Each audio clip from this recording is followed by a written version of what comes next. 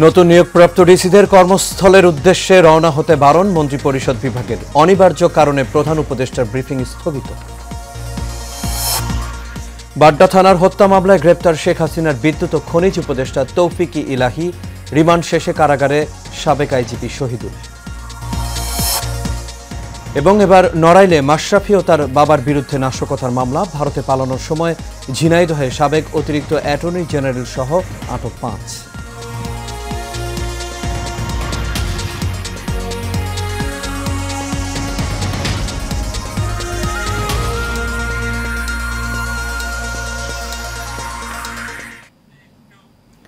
সবাইকে স্বাগত এশিয়া নিউজে। দর্শক, পুরো সংবাদ জুড়ে আপনাদের সঙ্গে আছি আমি আনোয়ার রাজ। এতক্ষণ শুনছিলেন বিআরবি কেবল ইন্ডাস্ট্রিজ লিমিটেড সংবাদ শিরোনাম।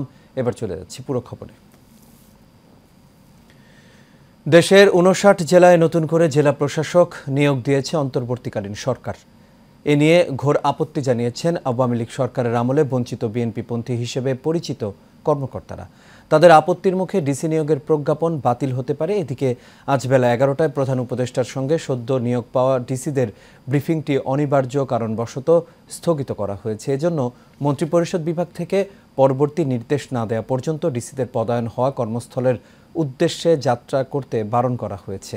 সোমবার ও মঙ্গলবার 2 দিনে দেশের 59 জেলায় নতুন ডিসি নিয়োগ দেওয়া হয়। এ পদে নিয়োগের ক্ষেত্রে বঞ্চিত হওয়ার অভিযোগ তুলে মঙ্গলবার সচিবালয়ে জনপ্রশাসন মন্ত্রণালয়ে হট্টগোল করেন উপসচিব পর্যায়ের একদল কর্মকর্তা।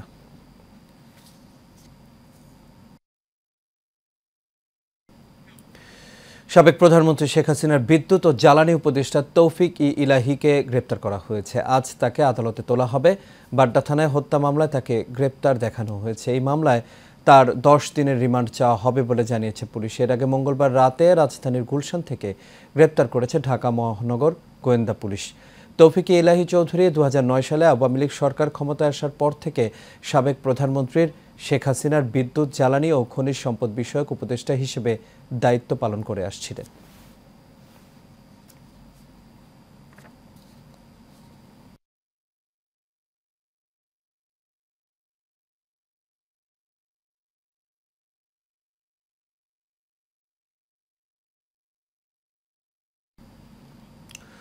বৈষম্য বিরোধী ছাত্র আন্দোলন চলাকালে ছাত্র জনতার মিছিলে রাজধানীর নিউ মার্কেট এলাকায় ব্যবসায়ী আব্দুল ওয়াদুদকে গুলি করে হত্যার অভিযোগে করা মামলায় গ্রেপ্তার পুলিশের সাবেক মহাপরিদর্শক শহীদুল হককে কারাগারে পাঠানোর আদেশ দিয়েছেন আদালত। সকালে 7 দিনের রিমান্ড শেষে শহীদুল হককে আদালতে হাজির করে কারাগারে আটক রাখার আবেদন করেন তদন্ত কর্মকর্তা নিউ মার্কেট থানার উপপরিদর্শক বায়েজিদ বোস্তামি। আবেদনের পরিপ্রেক্ষিতে ঢাকার মেট্রোপলিটন ম্যাজিস্ট্রেট আলী হায়দার তাকে কারাগারে পাঠানোর আদেশ দেন। গত 4 সেপ্টেম্বর তার 7 দিনের রিমান্ড মঞ্জুর করেন আদালত।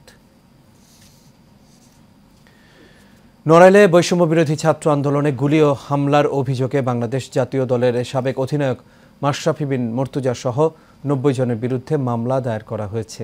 নড়াইল সদর থানায় মামলাটি করেন শেখ মোস্তফা আল মুজাহিদুর রহমান পলাশ। মামলায় মাশরাফি ও তার বাবা গোলাম মুর্তজার স্বপন, সাবেক হুইপ, জেলা আওয়ামী লীগের সভাপতি ও সাধারণ সম্পাদক সহ 90 জনকে আসামি করা হয়েছে। মাশরাফির নামে নড়াইলে এটাই প্রথম মামলা। নড়াইল সদর থানার ভারপ্রাপ্ত কর্মকর্তা মামলার বিষয়টি নিশ্চিত করেছেন। ঝিনাইদহে সাবেক অতিরিক্ত অ্যাটর্নি জেনারেল মোহাম্মদ মেহেদী হাসান চৌধুরী সহ 5 জনকে আটক করেছে ঝিনাইদহ সদর থানা পুলিশ। মঙ্গলবার সন্ধ্যায় শহরের বাস টার্মিনাল থেকে তাদের আটক করা হয়। মেহেদী হাসান চৌধুরীর বিরুদ্ধে রাজধানী ঢাকার আদাবর থানায় একটি হত্যা মামলা রয়েছে। পুলিশ জানায়, ঝিনাইদহের মহেশপুর সীমান্ত দিয়ে সাবেক অতিরিক্ত অ্যাটর্নি জেনারেল মোহাম্মদ মেহেদী হাসান চৌধুরী ভারতে পালিয়ে যাওয়ার খবর পেয়ে শহরের কেন্দ্রীয় বাস টার্মিনাল এলাকায় চেকপোস্ট বসায় পুলিশ। সে সময় একটি প্রাইভেট কার তল্লাশি করে সাবেক অতিরিক্ত অ্যাটর্নি জেনারেল সহ 5 জনকে আটক করা হয়।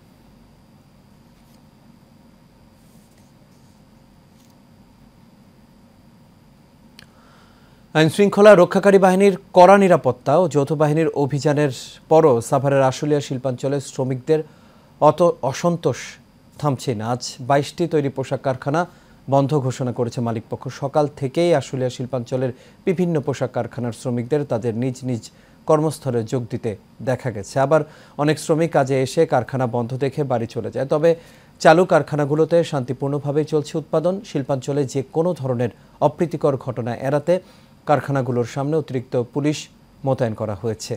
এছাড়া শিল্পাঞ্চলে সেনা ও বিজিবি টহল রয়েছে। দর্শক, শিল্পাঞ্চলের সবশেষ খবর জানাতে এই মুহূর্তে সাভার থেকে আমাদের সঙ্গে যুক্ত আছেন সহকর্মী জহিরুল ইসলাম খান লিটন। লিটন, আশা করি আপনি আমাকে শুনতে পাচ্ছেন। লিটন, সাভারের খবর আমরা দেখছিলাম, এই মুহূর্তে শিল্পাঞ্চলে আইনশৃঙ্খলা বাহিনীর তৎপরতা কেমন দেখছেন? লিটন, আশা করি আপনি আমাকে শুনতে পাচ্ছেন। লিটন, শিল্পাঞ্চলের খবর আমরা দেখছিলাম, কোথাও কোথাও কারখানা খুলেছে, কোথাও কোথাও আবার কারখানা বন্ধ আছে। এই মুহূর্তে আপনি যেখানে আছেন সেখানে যে শিল্পাঞ্চল আছে সেই শিল্পাঞ্চলে আইনশৃঙ্খলা বাহিনীর তৎপরতা কেমন দেখছেন আমাদের জানাবেন। দেখেছি যে সকাল থেকে যৌথ বাহিনী কিন্তু সব জায়গায় কিন্তু তৎপরতা চালিয়ে যাচ্ছে এবং তারা কিন্তু তাদের যে সড়ক থেকে শুরু করে প্রতিটি ফ্যাক্টরিতে নিরাপত্তা যাতে দেওয়া যায় তাতে কিন্তু তারা কিন্তু নিরলস প্রচেষ্টা চালিয়ে যাচ্ছে। এবং আমরা দেখেছি যে সেনাবাহিনী থেকে শুরু করে সেনাবাহিনী, বিজিবি, পুলিশ এবং র্যাব সকলেই কিন্তু একসাথেই কিন্তু তারা কাজ করে যাচ্ছে এবং কোনো রকম যাতে অপ্রীতিকর ঘটনা না ঘটে এবং প্রতিটি ফ্যাক্টরি থেকে শুরু করে সড়ক, মহাসড়ক সব জায়গায় কিন্তু তারা বিচারণ করতেছে। আমরা দেখেছি আজকে কিন্তু আশুলিয়া, বিশেষ করে আশুলিয়ার 70টি কারখানা বন্ধ রয়েছে। আমি ইন্ডাস্ট্রিয়াল পুলিশ সুপার যিনি রয়েছেন সারোয়ার আলম, তার সাথে কথা বলেছিলাম যে আজকে যে সাভার আশুলিয়াতে কতটি ফ্যাক্টরি বন্ধ রয়েছে। তিনি বলছেন যে আজকে 70টি ফ্যাক্টরি কিন্তু সাভারে বন্ধ রয়েছে এবং তারা কিন্তু বন্ধ থাকলেও তারা কিন্তু সকালে এসে ফ্যাক্টরিতে প্রবেশ করেছিল এবং প্রবেশ করার পরে তারা কিন্তু আবার কর্মবিরতিতে যায়। কর্মবিরতিতে যাওয়ার কিছুক্ষণ পরেই কিন্তু যে ফ্যাক্টরি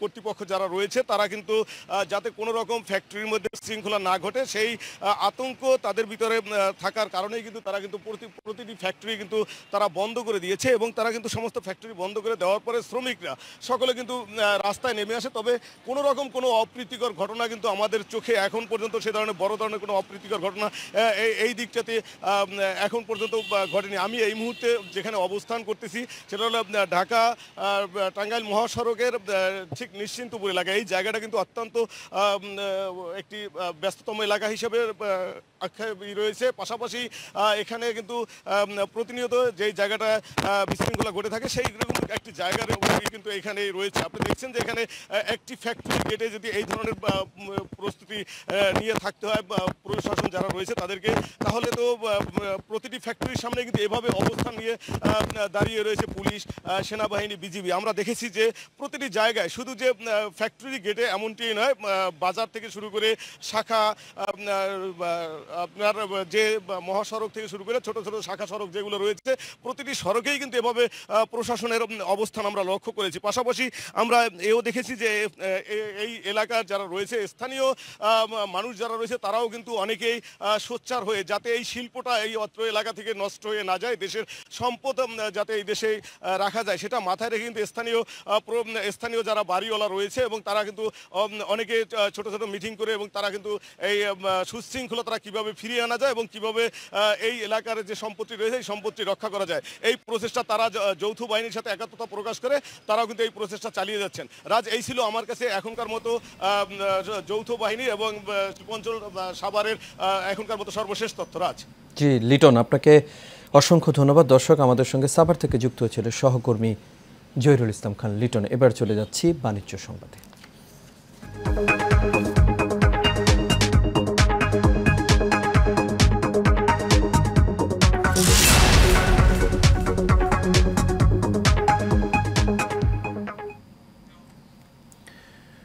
অগ্রণী ব্যাংক পিএলসির চেয়ারম্যান সৈয়দ আবু নাসের বখতিয়ার আহমেদকে ফুলেল শুভেচ্ছা জানিয়েছেন রূপায়ণ গ্রুপের চেয়ারম্যান লিয়াকত আলী খান মুকুল।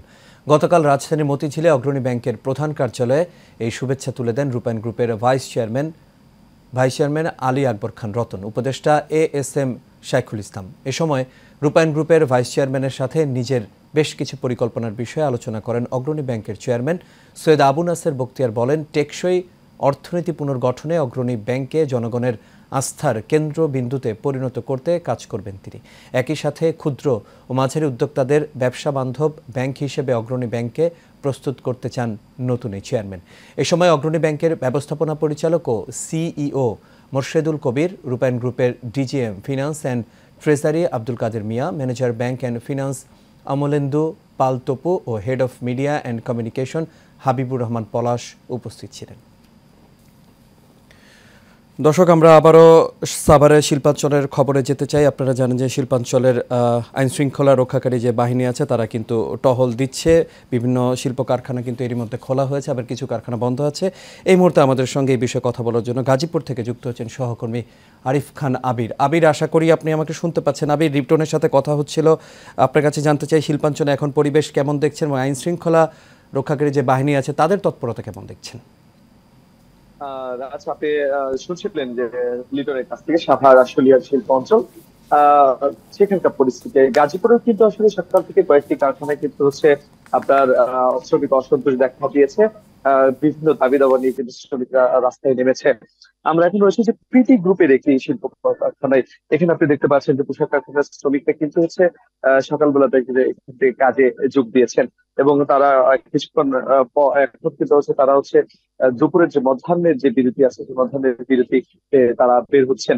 তো আরেকটা দিকে যে আপনি জানেন যে আপনার গাজীপুরে যে বাংলা বাজার রয়েছে, বাংলা বাজার পার্টেক্স গ্রুপের আরসিকোলা একটি ফ্যাক্টরিতে হচ্ছে শ্রমিক অসন্তোষ দেখা দিয়েছে এবং H&M নামে একটি শিল্প কারখানায় কিন্তু হচ্ছে আপনার শ্রমিক অসন্তোষ দেখা দিয়েছে এবং কনফিডেন্স নিউট্রাল লিমিটেড একটি শিল্প কারখানায় কিন্তু হচ্ছে শ্রমিক অসন্তোষ দেখা দিয়েছে। অর্থাৎ হচ্ছে বেশ কিছু কারখানায় কিন্তু শ্রমিক অসন্তোষ চলছে। তো সেদিক থেকে কিন্তু হচ্ছে পুলিশ এর পাশাপাশি কিন্তু হচ্ছে আপনার সেনাবাহিনী কিন্তু বড় একটা ভূমিকা রাখছে শ্রমিক আন্দোলনগুলো হচ্ছে সমাধানের জন্য। পাশাপাশি গাজীপুরে যিনি পুলিশ সুপার রয়েছেন নাবুল কালাম আজাদ, তিনি কলকারখানার যে মালিক পক্ষ আছেন তাদের সাথে আপনারা কথা বলছিলেন, বলে যেভাবে যৌক্তিক সমাধান করা যায় সেটি কিন্তু তারা করবেন। এবং পাশাপাশি আরেকটা বিষয় যে আপনি জানিয়ে রাখি যে বেতন ভাতা আটকে গেছিল হচ্ছে বারকো টোবাকো লিমিটেড নামে একটি শিল্প কারখানায়। এটা কিছুক্ষণ পর কিন্তু হচ্ছে সেনাবাহিনীর তত্ত্বাবধানে কিন্তু শ্রমিকদের বেতন ভাতাগুলো দেওয়া হবে। তো সেই দিক থেকে কিন্তু হচ্ছে বেতন ভাতাগুলো পেয়ে গেলে কিন্তু সেই জায়গা থেকে শ্রমিকদের যে আন্দোলনের যে বিষয়টি সেখানে কিন্তু আর থাকছে না। অন্যান্য যে বিষয়গুলো বলি যেটা গাজীপুরে এখন প্রায় 4 থেকে 5টি শিল্প কারখানা কিন্তু হচ্ছে তারা বন্ধ রেখেছে, কিন্তু অন্যান্য জায়গায় কিন্তু হচ্ছে আপনার স্বাভাবিকভাবেই কিন্তু তাদের কার্যক্রম গুলো চলছে। অর্থাৎ হচ্ছে বলা যায় গাজীপুরের পরিস্থিতি কিন্তু অন্যান্য দিনের তুলনায় কিন্তু আজকে অনেকটাই ভালো। তো গতকালকে যেমন অস্থির পরিবেশ ছিল, আজকে দু একটি কারখানা ছাড়া সবগুলো কিন্তু স্বাভাবিকভাবে কিন্তু হচ্ছে শ্রমিকরা তার কাজে যোগ দিয়েছেন এবং পরিস্থিতি কিন্তু স্বাভাবিক রয়েছে। তো সেই দিক থেকে কিন্তু হচ্ছে প্রশাসনের কিছু নজরদারি রাখা হচ্ছে, যার যার দাবি দাবাগুলো মেনে নেওয়ার জন্য কিন্তু মালিক পক্ষের সাথে আলাদা আলাদা ভাবে বসছে। ইন্টেলিজেন্সের মাধ্যমে কিন্তু অগ্রিম খবর নেওয়া যায় কিনা যে কোথায় অসন্তোষ গুলো হতে পারে, সেই জায়গাগুলোতে কিন্তু আগেই আপনার তাদের সমাধানের জন্য কিন্তু তারা কাজ করছেন। তো ছিল আমার গাজীপুর থেকে সর্বশেষ। জি আবির, আপনাকে অসংখ্য ধন্যবাদ। দর্শক, আবির যুক্ত হয়েছিলেন গাজীপুর থেকে। সেখানকার যে শিল্প প্রতিষ্ঠান আছে সেই শিল্প প্রতিষ্ঠানের খবর আমাদের জানাচ্ছিলেন। এবার চলে যাচ্ছি আন্তর্জাতিক প্রসঙ্গে।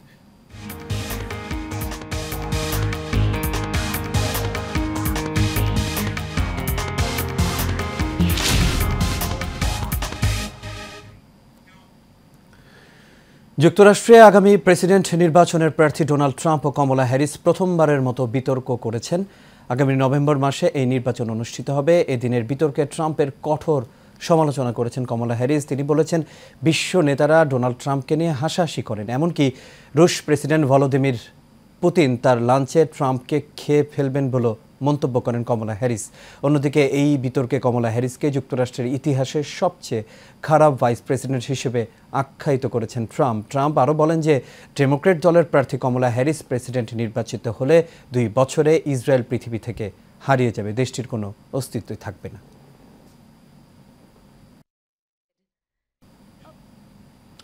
দেশের বাইরের আরও খবর। ভারতের মণিপুরে চলমান সহিংসতাকে কেন্দ্র করে রাজ্যের ইস্ফল পূর্ব ও ইস্ফল পশ্চিম জেলায় 144 ধারা কারফিউ জারি করা হয়েছে। ভারতীয় নাগরিক সুরক্ষা সহিংসতা 2023-এর ধারা 163-এর অধীনে এই নিষেধাজ্ঞামূলক আদেশ জারি হয়েছে। পাশাপাশি 5 দিনের জন্য বন্ধ থাকবে ইন্টারনেট। রাজ্য প্রশাসন জানায়, পরবর্তী নির্দেশ না দেওয়া পর্যন্ত জনগণকে তাদের বাসস্থানের বাইরে চলাচল সীমিত করার নির্দেশ দেওয়া হয়েছে। গত 7 সেপ্টেম্বর রাজ্যের জিরিবামে ব্যাপক হামলা চালায় বিচ্ছিন্নতাবাদীরা। পুলিশের তল্লাশি অভিযানে উদ্ধার হয় বিপুল পরিমাণ অস্ত্র। এরপর থেকেই উত্তাল রয়েছে পরিস্থিতি।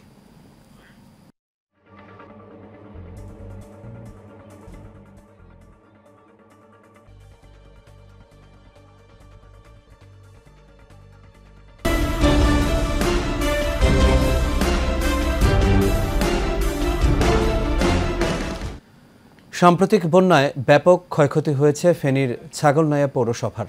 অনেকেই হারিয়েছেন ঘরবাড়ি, ব্যাপক ক্ষতি হয়েছে ফসলি জমিরও। আবারও ঘুরে দাঁড়াতে সরকারি সহযোগিতার দিকে তাকিয়ে রয়েছেন ক্ষতিগ্রস্তরা। সৈয়দ কামাল উদ্দিনের তথ্য ছবিতে আরও জানাচ্ছেন এইচ মিতু। 1947 সালের গোর্কি কিংবা 78 সালের বন্যা, ফেনীর ছাগলনাইয়া পৌরসভার নিম্ন অঞ্চলের যে গ্রামগুলোতে বানের পানি উঠেছিল হাঁটু পরিমাণ, 2024-এর বন্যায় নিম্নাঞ্চলের ওই গ্রামগুলো তলিয়ে গিয়েছিল বুক সমান পানির নিচে। ভয়াবহ এই বন্যায় মাটির তৈরি কাঁচা ঘর বানের পানিতে তলিয়ে গিয়ে একেবারে মাটির সাথে মিশে গেছে। জীবন বাঁচাতে অনেকেই আশ্রয় নেন আশ্রয় কেন্দ্রে বা আত্মীয় স্বজনের বাড়িতে। এখন ডলে সবকিছু নিয়ে গেছি, পিছিয়ে নিয়ে এখন আমাদের আমরা এখন মানুষের ঘরে ঘরে কিনে থাকি, মানুষের দ্বারা দ্বারা থাকি। বন্যায় ঘর কি পড়ে গেছে, মাটির গুদাম ছিল, এখন আরেক ফ্যামিলির আরেক ঘরে আছি, জিনিসপত্র কিছু বাঁচাইতে পারি না। পানি উঠি, পাথরের জমি, বসত বাড়ি যা কিছু আসিল এটাই সম্ভব সব তো শেষ হয়ে গেছে। আমার উড়ানে না, আমার ঘরে 3 ফুট পানি ঢুকে গেছে। ঢুকার পরে আমার যা কিছু ছিল এখন সবকিছু এই যে ঘরের ভিতরে সবকিছু নষ্ট হয়ে গেছে। বানের পানি শুধু ঘর বাড়ি নয়, ব্যাপক ক্ষয়ক্ষতি করেছে ফসলি জমিরও। ধানের চারা পচে যাওয়ায় চরম বিপাকে পড়েছে কৃষকেরা। এই বয়সে বা আমার বাবার বয়সেও কোনোদিন এরকম বন্যা হয় নাই, তো এখন এরকম ভাবে হয়েছে। আমার তো এই সবগুলাই মাটির ঘর সবগুলা এমন ভাবে পড়ছে, এগুলা আমাদের পক্ষে উঠানো কোনো রকমের সম্ভব নয়। আজ চুলবার খাইবার আর কোনো ক্ষমতা নাই, আর কলা লুবাইবার জায়গা নাই ভাই। আনারা যদি সাহায্য ক্লাস না করেন আই বাঁচবার কোনো আর উপায় নেই। এবং আল্লাহর অশেষ রহমতে এটা আমরা অনেকটুকু পোষাইছি। আমাদের অনেক কৃষককে আমরা পরামর্শ দিয়েছি এই সময় কি করবে। অনেকে এখন নতুন করে বীজ সংগ্রহ করছে বা অনেকে এখন পর্যন্ত ধানের চারা সংগ্রহ করছে নিজ উদ্যোগে।